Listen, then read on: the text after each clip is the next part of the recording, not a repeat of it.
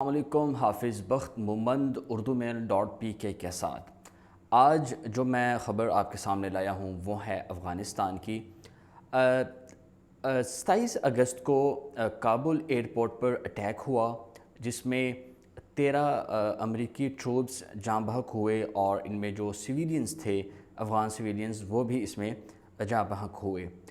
اس کے فوراً بعد امریکی صدر جو بائیڈن کا بیان آیا اور انہوں نے کہا کہ ہم اس اٹیک کا بدلہ ضرور لیں گے۔ ٹھیک 2 دنوں بعد 29 اگست کو خراسان جو ننگہار ہے وہاں پر ایک ڈرون اٹیک ہوتا ہے ایک گھر پر، جس میں یو ایس کی جانب سے یہ دعویٰ کیا جاتا ہے کہ ہم نے داعش خراسان کے جو اہم سوسائڈرز تھے ہم نے ان کو ہلاک کر دیا ہے۔ انٹرنیشنل میڈیا پر بھی خبر آئی جن میں کہا گیا کہ 10 افراد اس میں جو ہیں وہ جاں بحق ہوئے، لیکن کچھ روز بعد نیو یارک ٹائمز نے ایک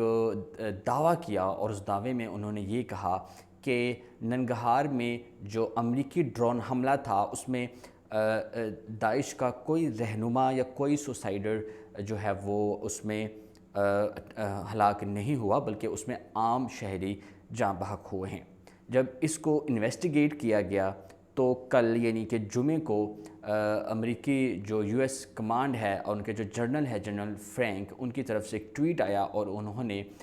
معافی مانگی، انہوں نے معذرت کی اس خاندان سے جس کے 10 افراد 7 بچوں سمیت 10 افراد اس ڈرون اٹیک میں شہید ہو چکے تھے۔ جی ہاں، شہید کا لفظ میں نے اس لیے استعمال کیا کیونکہ اب یو ایس کی جانب سے آفیشیلی اس پر اپولوجائز کیا گیا اور کہا گیا ہے کہ وہ ناحق جو ہے وہ اس میں مارے گئے ہیں۔ مرنے والے کون تھے؟ ان میں جو ہے وہ 7 بچے تھے اور ٹوٹل 10 افراد اس میں جو ہے وہ شہید ہوئے، جن میں 7 بچے بھی تھے، اور شہید ہونے والے میں جو احمدی ہیں، غالباً احمدی ان کا نام ہے،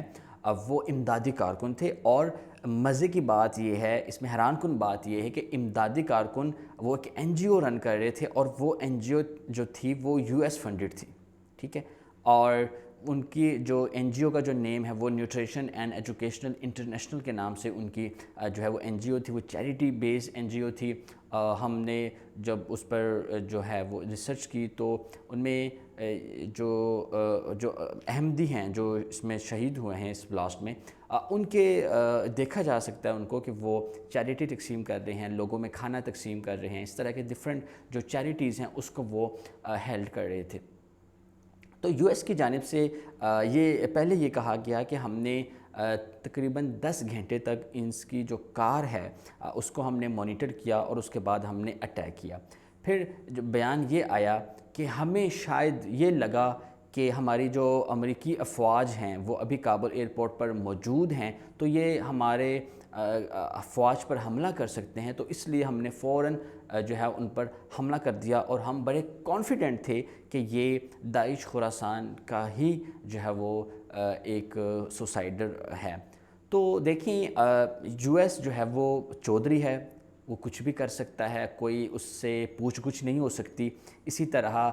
جو ہے انہوں نے کیمیائی ہتھیاروں کا بہانہ بنا کر عراق پر اٹیک کیا، عراق کو جو ہے انہوں نے غرق کر دیا، ایران کی اکنامک ایون ہر چیز جو ہے وہ تہس نہس کر دی، اور اس کے بعد جو ہے وہ جب وہاں سے نکلا یو ایس تو جرنل تھے غالباً میک ان کا نام تھا، ان کا پھر انہوں نے بک لکھی اور اس بک میں انہوں نے کہا کہ ہم مس لیڈ ہوئے، ہمیں غلط گائیڈ کیا گیا، وہاں پر کوئی بھی کیمیائی ہتھیار نہیں تھے، ہم نے جو ہے وہ انٹیلیجنس فیلئر کی وجہ سے جو ہے وہاں پر اٹیک کیا۔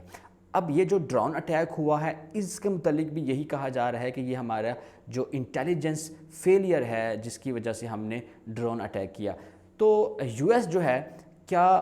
اس پر کوئی مقدمہ ہوگا؟ کیا یو ایس اقوام متحدہ جو ہے وہ یو ایس پر کوئی اٹیک کرے گا، یا یو ایس پر کوئی ایلیگیشن یا کوئی اس طرح کی جو ہے جو انہوں نے وائلیشن کی ہے؟ 10 افراد اس میں جاں بحق ہوئے ہیں، جان سے گئے ہیں۔ یو ایس انسانی حقوق کا بہت بڑا علم بردار ہے، تو جو یہ 10 افراد شہید ہوئے ہیں کیا اس کی ذمہ داری یو ایس قبول کرے گا؟ اور اگر کی بھی ہے تو کیا یو ایس کو سزا ملے گی؟ مین کوسچن یہ ہے۔ یقیناً ہرگز نہیں ملے گی۔